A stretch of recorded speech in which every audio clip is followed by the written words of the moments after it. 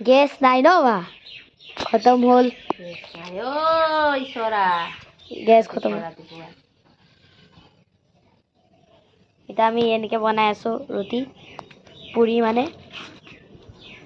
চাওক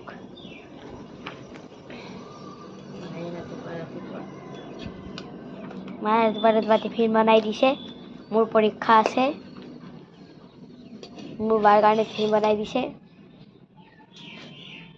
হৈ গ'ল এইটো এতিয়া নমাই দিছে এতিয়া মিজুয়াত থাকিম এইটো চাওক এতিয়া চাহ বনাব ইয়াৰ ভিতৰত চাহ আপুনি চাব এতিয়া আপোনাক আমি দেখাম এতিয়া চাহটো দেই আপুনি চাওক খৰি আছে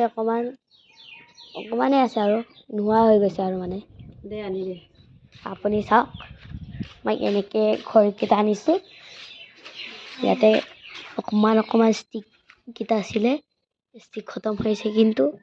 ষ্টিককেইটা সঁচাকৈ নাই খৰি খতম হৈছে আৰু তো এতিয়া আমি এতিয়াই ইউজ কৰিব লাগিব এতিয়া বহুত দেৰি চলিব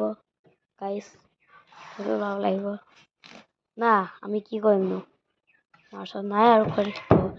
ইউজ নকৰিলে কি কৰিম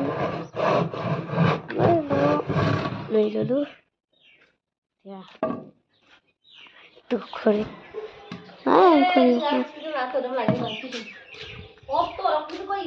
दे गाइस तो चलो चलते हैं तो कुमार रॉक अपनी मुखरी तुम दिलो